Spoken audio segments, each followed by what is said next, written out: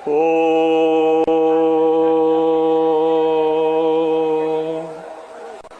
बिस्मिल्लाहिर्रहमानिर्रहीम।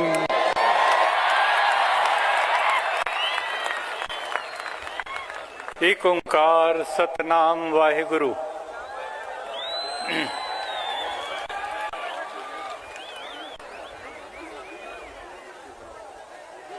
आज हम लोग यहाँ इकट्ठे हुए हैं गुलबर्गा की सरजमी पर।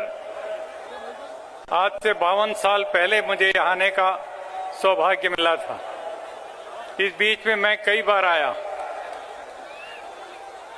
और इस बीच में मैं हिंदुस्तान के मुख्तलिफ बहुत बड़े से बड़े इज्तिमा में, प्रोग्रामों में मैं गया हूँ, इजलासों में मैं गया हूँ,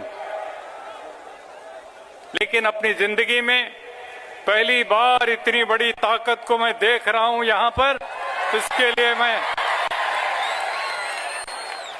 इसके लिए मैं आप सबका बहुत बहुत स्वागत करता हूँ।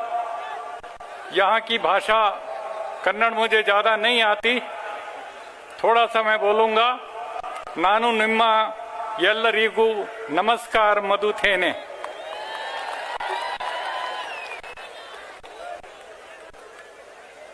अभी जो बात मैंने कही वो हमारी बुनियाद है, जिसको वेदों में कहा वैदिक एकेश्वरवाद।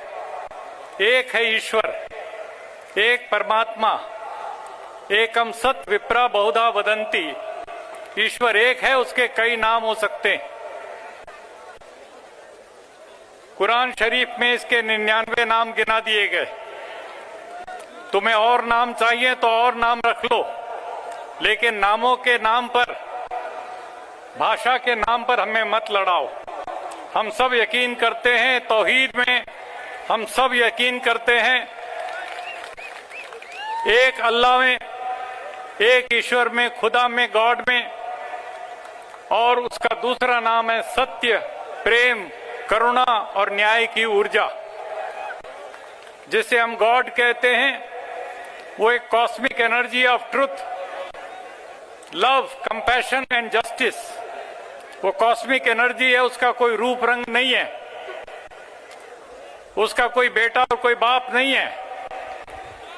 वो अल्लाह है, वो परमात्मा है, और उसके ऊपर यकीन करके उससे हम ताकत लेकर के आज यहाँ पर इकट्ठे हुए। आज मैं आपकी गुलबर्गा की सरजमी को सलाम करता हूँ, आपके जज्बे को सलाम करता हूँ।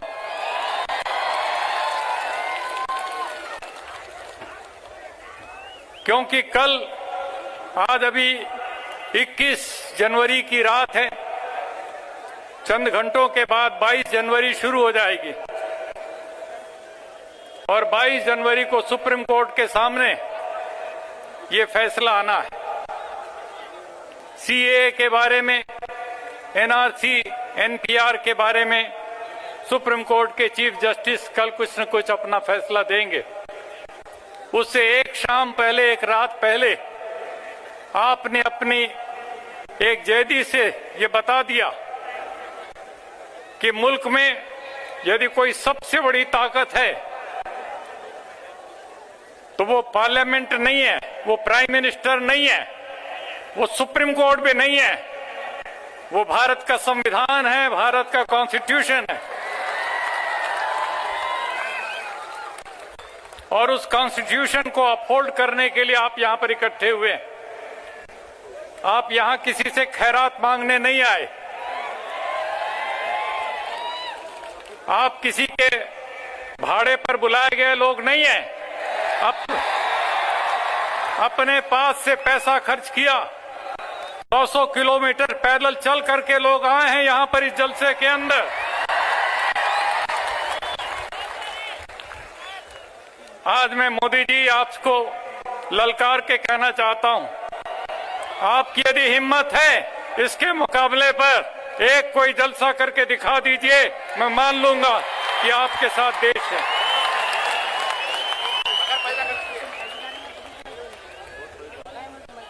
रामलीला मैदान में इकट्ठे करते हैं तो पैसे दे करके, बसें करके, नाश्ता, भोजन, भाड़े के टट्टुओं को ला करके आप अपनी ताकत दिखाना चाहते हो? ये देश, ये दुनिया, ये हमें जिंदगी जो देता है वो मालिक हमारा सबका एक, वो ईश्वर है, परमात्मा है। एक एक सांस उसकी बदौलत, और ऐसे ईश्वर को हम मानते हैं सर्वशक्तिमान है। और हम सारी की सारी दुनिया के लोग, केवल हिंदुस्तान के, भारत के लोग नहीं, हिंदू और मुसलमान नहीं, सारी दुनिया का एक एक इंसान, एक एक आदमी, हम एक परिवार हैं, एक फैमिली है। पूरी ह्यूमैनिटी एक फैमिली है। और इसको हमारे वेदों में कहा वसुधैव कुटुंबकम, पूरा वसुधा एक कुटुंब है। और इसी को इस्लाम में कहा अल खल्को अयालुल्लाह, अल खल्को अयालुल्लाह। अभी हमारे अजान हो रही थी, मुसलमान भाई नमाज पढ़ने के लिए इकट्ठे हुए। हर नमाज में वो एक बार नहीं, दो बार नहीं, 5 बार जिस अल्लाह को याद करते हैं उसके लिए कहते हैं रब्बुल आलमीन, रब्बुल मुसलमीन नहीं है, वो रब्बुल आलमीन है। और जब हम अपने पैगंबर को याद करते हैं तो उनके लिए भी कहते हैं रहमतुलिल आलमीन, सबके लिए, सबके लिए, सबके लिए।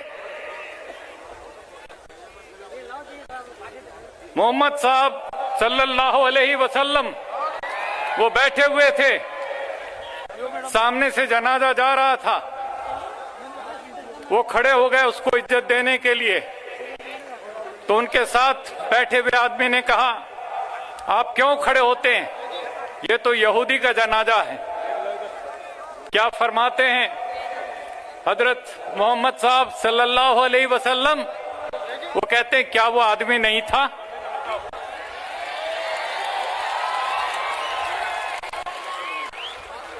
जिस गली से गुजरते थे मक्के में, एक बुढ़िया उनसे नफरत करती, उनके ऊपर कूड़ा फेंकती थी, उस कूड़े को झाड़ करके आगे बढ़ जाते थे। एक दिन कूड़ा नहीं पड़ा तो पूछा क्या हुआ, ऊपर से पड़ता था, छत के ऊपर से। तो पड़ोसियों ने कहा, दुकानदारों ने, कि वो बीमार हो गई।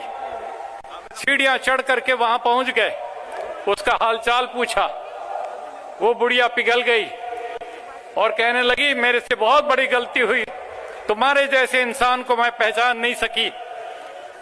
आज उसके मानने वाले, जानने वालों और उस पर यकीन करके लोग जो आगे की अपनी जिंदगी संवारना चाहते हैं, उनकी इंसानियत के ऊपर, उनके मजहब के ऊपर उंगली उठा करके मोदी जी और अमित शाह जी आप उनकी देशभक्ति का सर्टिफिकेट मांग रहे हैं, ये हमें मंजूर नहीं है।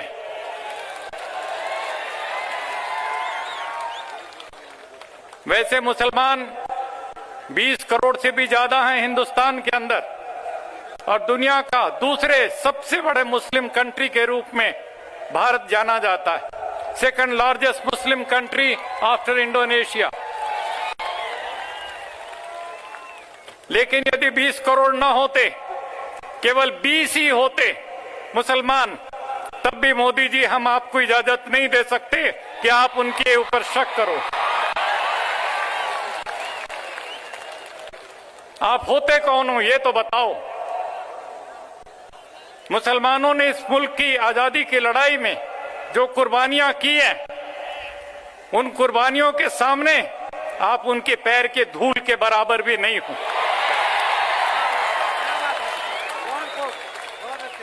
मैं पूरी जिम्मेदारी से,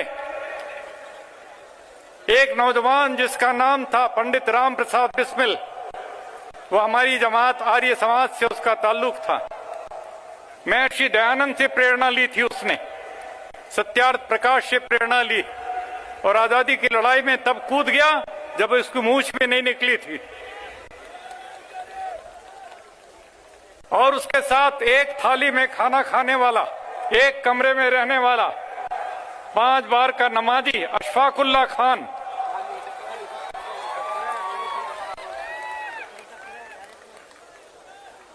और दोनों से लोगों ने पूछा इस मुल्क की आजादी के लिए तुम इस तरीके से क्यों मचल रहे हो? तो उन बच्चों ने क्या जवाब दिया? हम भी आराम उठा सकते थे घर पे रहकर, हमको भी माँ बाप ने पाला सा दुख सह सहकर, वक्त रुखसत उन्हें इतना भी ना आया कहकर, आंख से आंसू जो टपके बहकर, तिफल उनको ही समझ लेना जी बहलाने को। माँ, हम मुल्क की आजादी के लिए लड़ाई लड़ने जा रहे हैं। एक दिन तेरे कानों में खबर आएगी कि तेरा जवान बेटा, तेरा जिगर का टुकड़ा फांसी के फंदे को चूम रहा है। तू चाहेगी कि एक बार अपने जिगर से लगा ले, दिल से लगा ले। तेरे बुलाने पर माँ हम तेरे पास तो नहीं आए सकेंगे, तू रोएगी।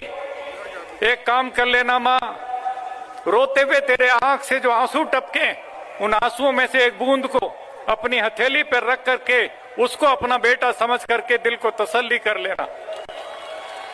ये थी कुर्बानी करने वाले। और आरएसएस जो पैदा हुआ 1925 में, मैं पूछना चाहता हूं नरेंद्र मोदी जी, आप संघ के प्रचारक थे, आज प्रधानमंत्री बन गए हो, संघ प्रचारक हैं आप। आपको गुजरात में लगाया गया एक एक्सपेरिमेंट करने के लिए लेबोरेटरी में। जो गोधरा कांड हुआ, मुझे शक है वो गोधरा कांड हुआ नहीं, वो करवाया गया था। कभी न कभी उसकी जांच होगी तो सच्चाई सामने आएगी। और क्या पता, पुलवामा कांड भी शायद करवाया गया है, इसकी भी जांच होनी चाहिए। अभी बहुत सी चीजें सामने आएंगी। देवेंद्र सिंह पुलवामा में डीएसपी था, जो अभी पकड़ा गया है आतंकवादियों के साथ, और 20 साल से वो डीएसपी रहा। न कोई उसकी प्रमोशन हुई, न कोई डिमोशन हुई। अब जो भी होगा आगे आने वाले दिनों में पता लगेगा। लेकिन आज मैं इतना कहना चाहता हूं कि हम सब लोगों को अपना सबसे बड़ा मजहब मानना चाहिए, इंसानियत। हम पैदा होते हैं तो क्या हम हिंदू या मुसलमान होते हैं या इंसान होते हैं? इंसान होते हैं, तो हमारा सबसे बड़ा मजहब इंसानियत है। और इंसानियत को ही बुनियाद बना करके हमारा संविधान कहता है, हम भारत के लोग, हम हिंदू लोग नहीं, मुस्लिम लोग नहीं, सिख लोग, जैन लोग नहीं, क्रिश्चियन लोग नहीं, हम भारत के लोग। और इसलिए आज हम कहना चाहते हैं, तुम्हारा नारा हो सकता है भारत माता की जय, हमारा नारा है भारत की जनता की जय, और उसमें सब के सब शामिल हैं। तुम हमसे सर्टिफिकेट मांगते हो, यदि भारत में रहना है तो वंदे मातरम कहना होगा।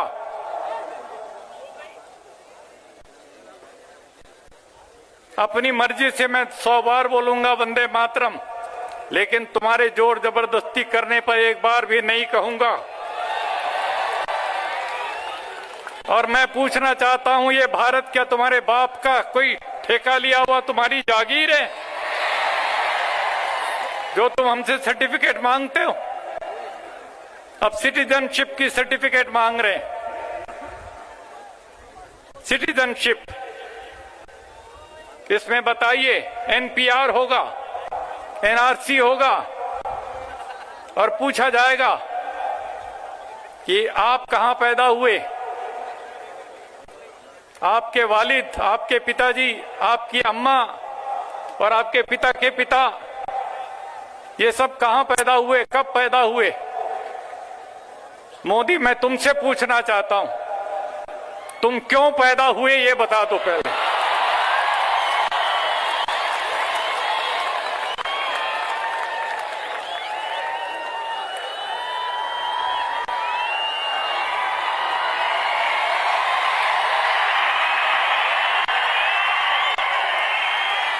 और तुम्हारी जमात ने आरएसएस ने इस मुल्क की आजादी की लड़ाई में एक भी कुर्बानी की हो, एक, ज्यादा नाम नहीं मांग रहा मैं सैकड़ों नाम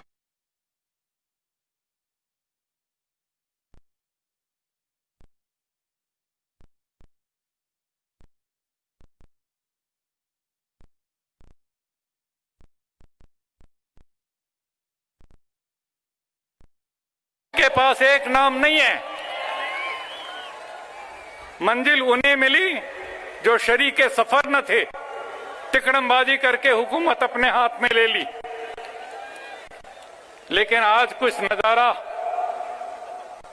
का नजारा कुछ और नजर आता है। मैं जानता नहीं आपको लोग इस तरफ क्या बोलते हैं। जंगल में एक जानवर होता है, उसको लोमड़ी भी कहते हैं, सियार भी कहते हैं। लोमड़ी जानते हैं, लोमड़ी या सियार? कहते हैं सियार की मौत आती है तो वो शहर की तरफ भागता है, उल्टे रास्ते चलता है। मोदी जी, मैं आपसे पूछना चाहता हूं, 2014 में आपने जब वोट मांगा था हमसे सरकार बनाने के लिए, तब आपने हमारा नागरिकता का प्रमाण पत्र क्यों नहीं पूछा? तब तो तुम्हारी नजर में हम पता नहीं नागरिक थे कि नहीं थे। तुमने वोट तो ले ली, सरकार बना ली। 2019 में फिर दोबारा तुमने वोट मांगा, सरकार बना ली। दो बार सरकार बनाने के बाद अब पूछ रहे हो नागरिकता का प्रमाण पत्र। तुम्हें शर्म नहीं आती इस प्रकार की बदतमीजी करने का? आज हम उनसे कहना चाहते हैं, आज साफ करना चाहते हैं, हमारे पास वोटर आई कार्ड है, हमारे पास आधार कार्ड है, आंख की पुतलियों का, पंजों का, उंगलियों का सारे निशान है आधार कार्ड में। इसके बावजूद भी तुम सबूत मांगते हो। तुम्हें शर्म आनी चाहिए मोदी, तुम्हें शर्म आनी चाहिए। और मैंने जैसे कहा, सियार की मौत आती है तो शहर की तरफ भागता है। आज ऐसा लगता है कि चुने तो गए थे 2019 में 5 साल के लिए, लेकिन अब इनके लिए 5 साल क्या, अगले 1 साल भी काटना मुश्किल हो जाएगा। जो आज बगावत चल रही है देश के अंदर, आज पूरे मुल्क में आप जैसे यहां इकट्ठे हैं, 94 शहरों में बगावत चल रही है, इनकलाब चल रहा है 94 शहरों में। एक यूनिवर्सिटी में लोग बगावत के लिए नौजवान खड़े हो गए। मैं जामिया मिलिया में गया था, वहां पर पुलिस वालों ने गोली चलाई और कह दिया हमने नहीं चलाई। डॉक्टर ने जब अस्पताल में गोली निकाल करके दिखा दी तो पुलिस का झूठ बेपर्दा हो गया। आज उत्तर प्रदेश के अंदर 22 लोगों को योगी की सरकार ने निहत्थे बेकसूर गरीब मजदूर खोमचा लगाने वालों को और गोलियों से दाग करके मारा है। ये योगी नहीं है, इसके माथे पर हत्या का कलंक लगा हुआ है। और आज मैं इसलिए कहना चाहता हूं, मोदी जी कहते हैं झारखंड में भाषण देते हुए कि जो प्रोटेस्ट कर रहे हैं उनके कपड़ों से पहचान लो, उनके कपड़ों से पहचान लो। इतनी गंदी जहनियत इस मुल्क के प्रधानमंत्री की हो जाए, कपड़ों से पहचानते हो। और जब कपड़ों से पहचानते हो तो मेरे कपड़े देख करके बताओ मोदी मैं क्या हूं।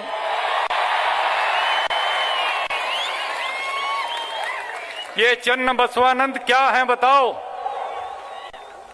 ये हमारे तमाम जितने बैठे हैं, एक एक जो हमारे देश के नेता यहां पर बैठे हुए हैं, आज जो लोग इकट्ठे हुए हैं पीपुल्स फोरम गुलबर्गा की तरफ से, इसमें मारुति मनपाट जी हैं, नासिर उस्ताद जी हैं, वहाज बाबा यूनुस खान साहब हैं, असगर जुलबुल जी हैं, बाबा खान हैं और हमारे सूर्यकांत निम्बालकर जी, नीला के, शशिकांत स्वामी, कनीज फातिमा जी और हमारे देश के जाने माने नेता मल्लिकार्जुन खड़गे जी, सीताराम येचुरी जी की सरकार को और खड़गे जी की सरकार को, पार्टी को मैं इस बात के लिए मुबारक देना चाहता हूं। कांग्रेस और एलडीएफ और यूडीएफ केरला में आमने सामने हैं, लेकिन इन गंदे काले कानून को रद्द करने के लिए दोनों एक साथ आ गए और केरला में उन्होंने रिजेक्ट कर दिया, असेंबली में पास कर दिया। ये है सच्ची देशभक्ति। पार्टी के नाम पर अड़े नहीं रहे, अलग अलग नहीं रहे। पंजाब असेंबली में पास कर दिया और 8 से ज्यादा सूबों ने कह दिया हम लागू नहीं होने देंगे। 8 से ज्यादा सूबों ने कह दिया हम लागू नहीं होने देंगे। ऐसी हालत में नरेंद्र मोदी जी, आपको सद्बुद्धि हो तो आप वापस ले लीजिए। कल सुबह तक का, सुप्रीम कोर्ट तक का इंतजार मत कीजिए। आज रात को 12 बजे वापस ले लीजिए। लेकिन संस्कृत में एक कहावत है, विनाश काले विपरीत बुद्धि। जब आदमी की विनाश काल आता है तो उसका दिमाग भी उल्टा हो जाता है। तो भगवान बचाए, और तो कोई बचा नहीं सकता मोदी जी को। अब आप लाख बातें करो रामलीला मैदान से कि हमने एनआरसी पर कोई बातचीत नहीं की। हमारे पास यूट्यूब में मौजूद है अमित शाह का भाषण पार्लियामेंट के अंदर कि पूरे मुल्क में लागू होगा, हम 1 इंच पीछे नहीं हटेंगे। ये भाषण दे रहा है आपका गृह मंत्री, होम मिनिस्टर, और आप कह रहे हो कहीं चर्चा नहीं हुई। या तो आप झूठ बोल रहे हो या अमित शाह झूठ बोल रहा है, या दोनों के दोनों झूठ बोल रहे हैं।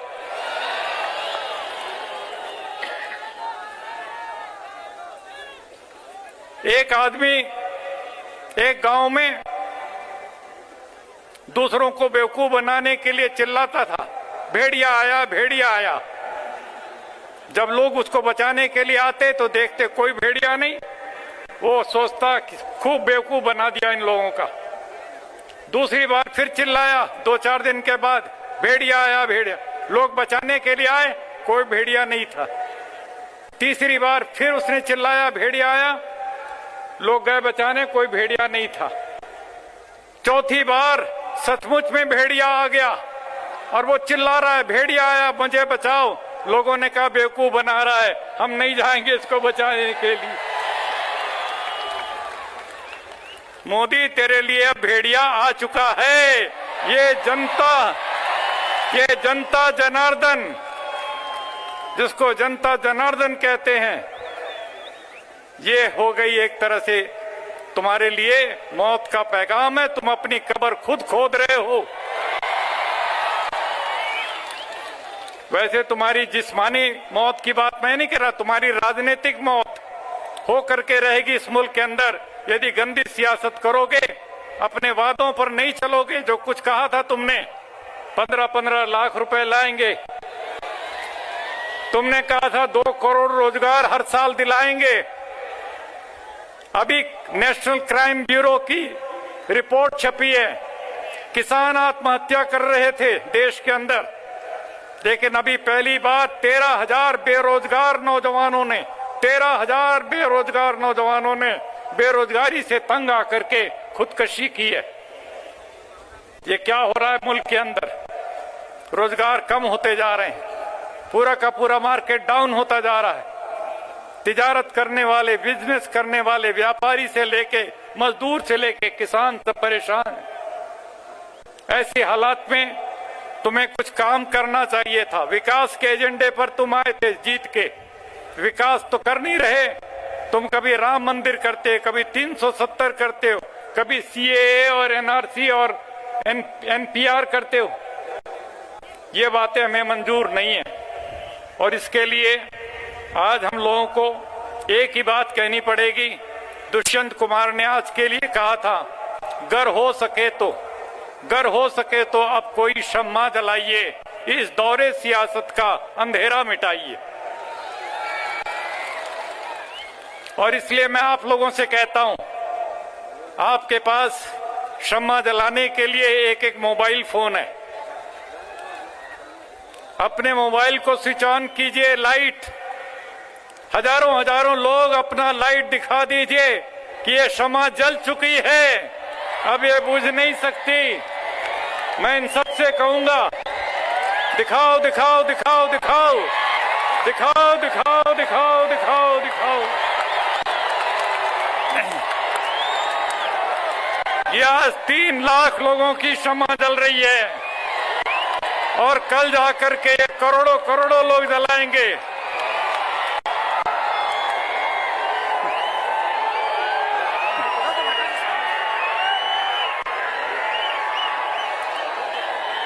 बहुत सुंदर, बहुत सुंदर, क्या नजारा पेश कर दिया आप लोगों ने।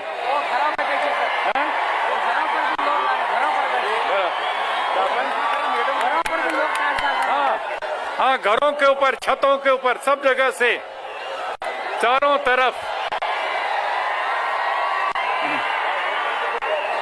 बहुत सुंदर, बहुत सुंदर।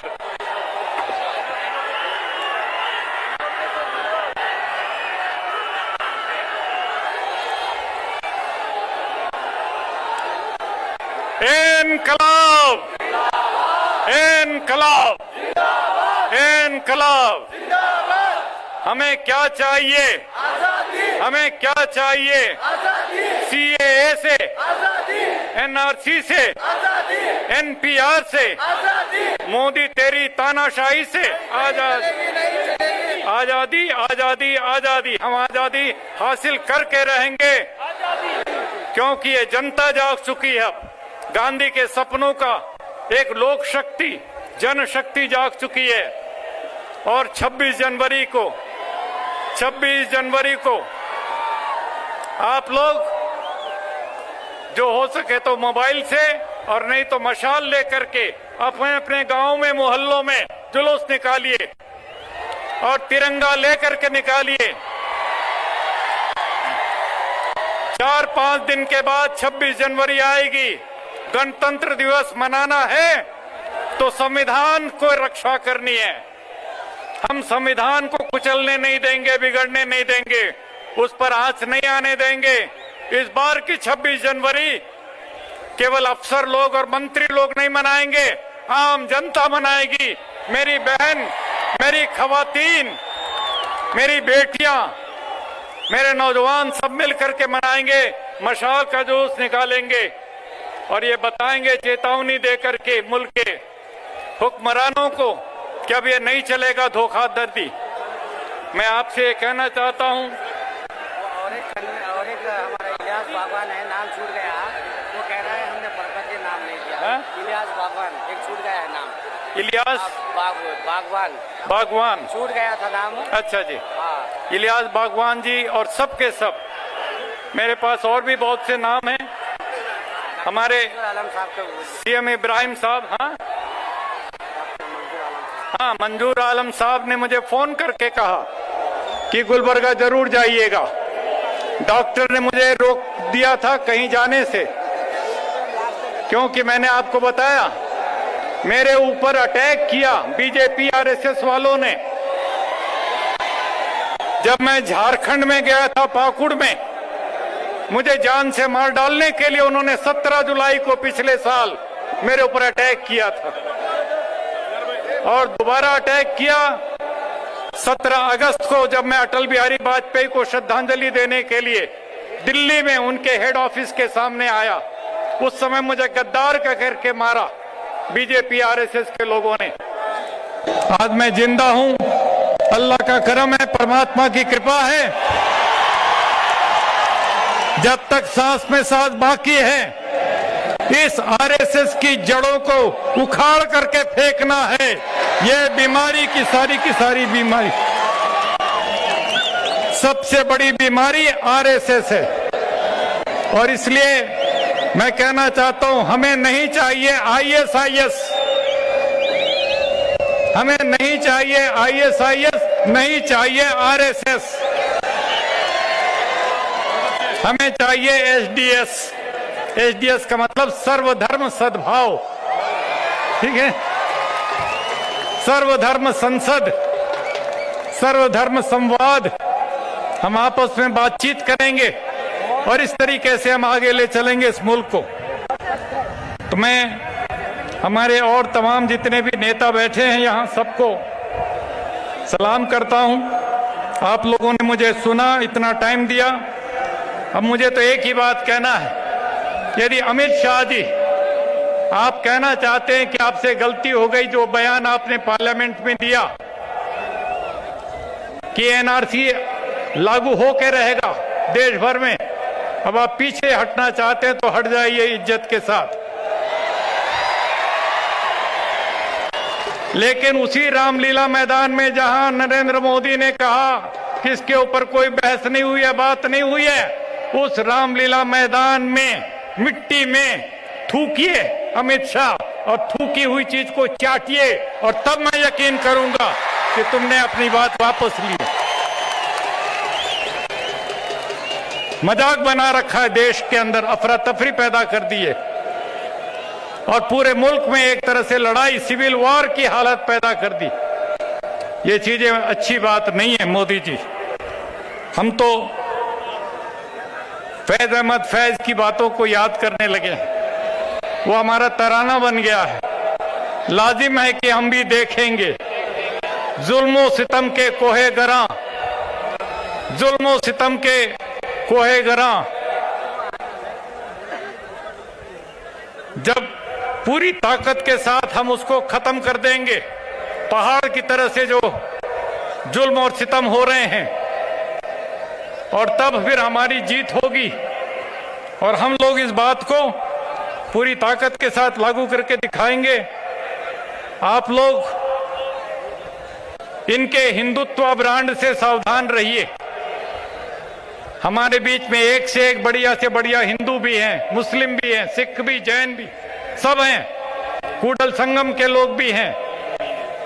लेकिन आज मैं आपसे कहना चाहता हूं, मोदी जी आपका जो ब्रांड है हिंदू का, जरा ईमानदारी से छाती पे हाथ रख के बता दीजिए, वो गांधी वाला हिंदू है कि गोडसे वाला हिंदू है?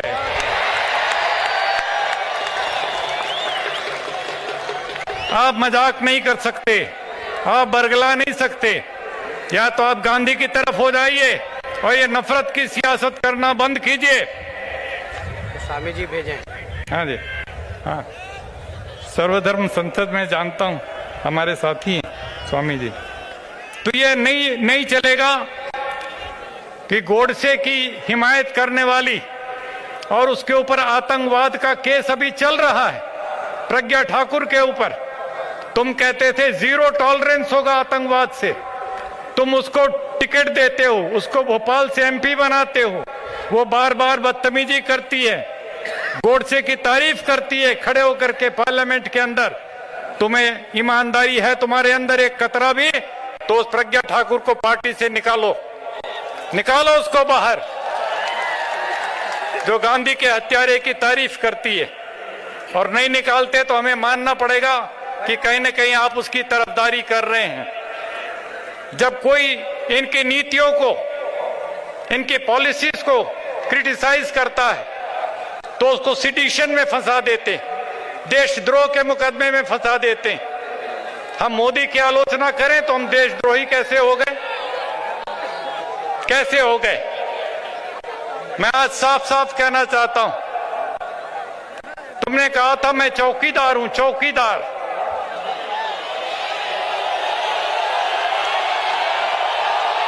तो इस देश में राफेल के मामले में एक नारा चला था, एक साथ बोलना होगा आपको, चौकीदार, चौकीदार, चौकीदार। और यदि आप चोर नहीं हैं तो बताइए नीरव मोदी का पैसा कब आएगा वापस हिंदुस्तान? ललित मोदी का पैसा कब आएगा हिंदुस्तान? विजय मल्ल्या का पैसा कब आएगा हिंदुस्तान वापस? बताओ नरेंद्र मोदी, तुम्हें आज 5 साल से ज्यादा हो गए, डकैती करके ये लोग निकल के चले गए, तुम इनका बाल भी बांका नहीं कर सके आज तक। और इसलिए हम लोगों को ऐसे चौकीदार से सावधान रहना पड़ेगा। चौकीदार को उर्दू में कहते हैं पासबा। पासबा जब चोर हो तो कौन रखवाली करे? उस चमन का हाल क्या, माली जो पामाली करे।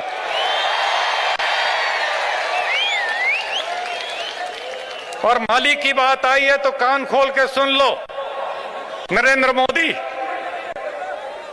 माली से अदावत है, माली से झगड़ा है, माली से अदावत है, पर शहदाए चमन हूं मैं। चमन अलग चीज है, माली अलग चीज है। माली से अदावत है, शहदाए चमन हूं मैं। सरकार का मोदी तेरा दुश्मन हूं मैं, वफादारे वतन हूं मैं। मोदी का दुश्मन हूं, तेरी सरकार का दुश्मन हूं, लेकिन वफादारे वतन हूं मैं। माली कभी रुतबे में चमन हो नहीं सकता, माली कभी रुतबे में चमन हो नहीं सकता।